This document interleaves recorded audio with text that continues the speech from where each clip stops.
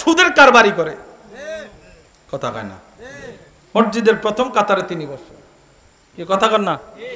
আপনাদের এখানে আছে কিনা আমি জানি না, তবে সুদের কারবারি যারা তাদেরকে দেখবেন সমাজের মধ্যে আলাদা দাম দেয়। কেন দাম দেয় জানেননি? মাহফিলে 50,000, মসজিদে 50,000 দিয়া দেয়।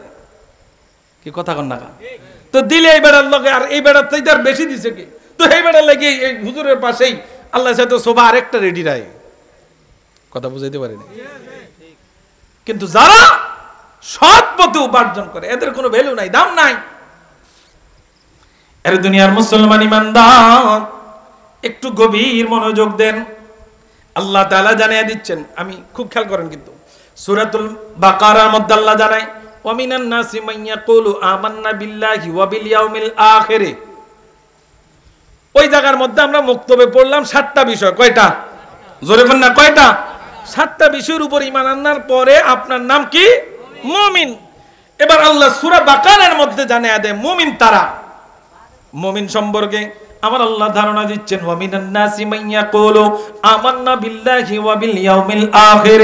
এর জগতের মানুষ, মানুষের মধ্যে একদল লোক আছে যারা বলে আমি আল্লাহর প্রতি ঈমান আনলাম, পরকালের প্রতি ঈমান আনলাম।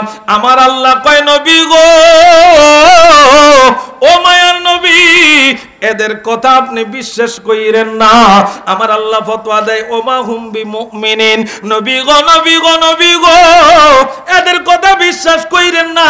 এদের আমল সুন্দর হবে, এদের চরিত্র উপর দিয়ে সুন্দর হবে, ভিতর দিয়ে সদরঘাট হয়ে যাবে। নবী গো, তাদের মাথার টুপি দেখলে আপনি অবাক হয়ে যাবেন, তাদের পাঞ্জাবি দেখলে আপনি অবাক হয়ে যাবেন, তাদের কথাবার্তা শুনলে আপনি অবাক হয়ে যাবেন, মনে হয় যে আল্লাহর ফেরেশতারা কথা বলে। কিন্তু নবী গো, যারা বলে আমি আল্লাহর প্রতি ঈমান আনছে, আখিরাতের প্রতি ঈমান আনছে, ওয়ামা হুম বিমুমিনিন, নবী গো এরা ঈমানদার না, ঈমানদার না, ঈমানদার না ঘোষণা কার? আমার কথা, হ্যাঁ? কোরআন সূরা বাকারায় আল্লাহ বলছেন যারা বলতেছে আমরা আল্লাহর প্রতি ঈমান আনছি, পরকালের প্রতি ঈমান আনছি, কিন্তু এখানে নবীর কথা তারা উল্লেখ করে নাই। আমার আল্লাহ কয় ওয়ামা হুম বিমুমিনিন, ও নবী এরা মুমিন না। কথা কার? তো যদি মুমিন না হয় তাহলে কি হবে? কথা কয় না, তাহলে কি হবে?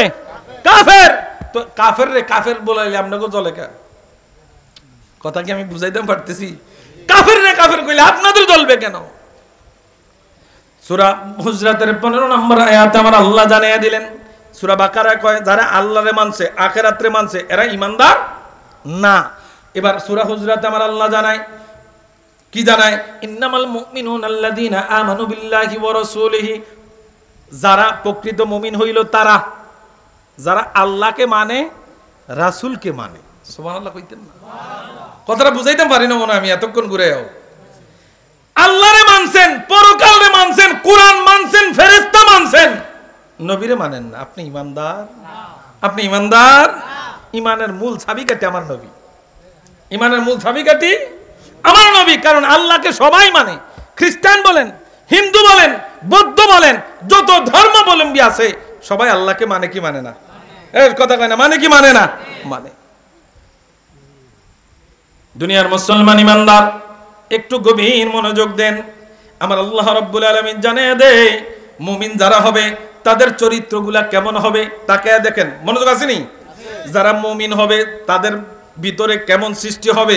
ইন্নামাল মুমিনুনা আল্লাযীনা ইযা যুকিরাল্লাহ ওয়াজিলাত কুলুবুহুম ওয়া ইযা তুলিয়াত আলাইহিম আয়াতুহু যাআদাতুহুম ঈমানান। সুবহানাল্লাহ।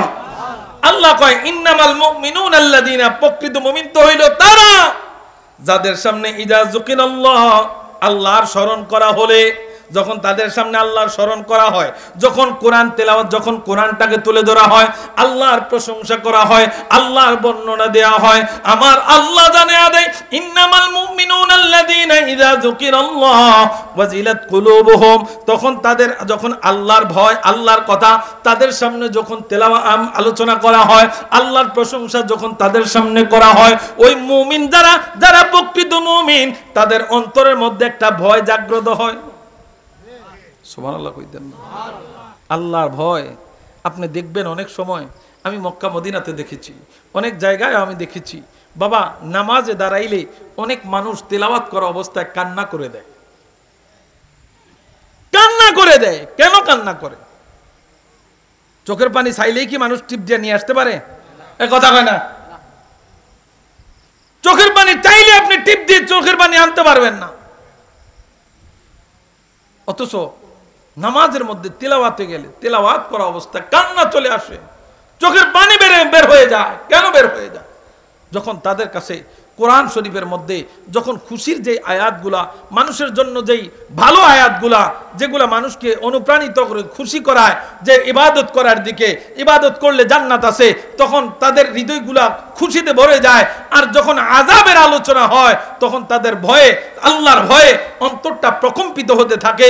আমার আল্লাহ সেইটাই জানাচ্ছেন যে ইন্নামাল মুমিনুনা আল্লাযীনা ইযা যুকিরাল্লাহ ওয়াজিলাত কুলুবুহুম, যখন আল্লাহর আলোচনা তাদের সামনে করা হয়, আল্লাহ স্মরণ করা হয়, তখন তাদের ভয়ে অন্তরটা প্রকম্পিত হইতে থাকে। সুবহানাল্লাহ।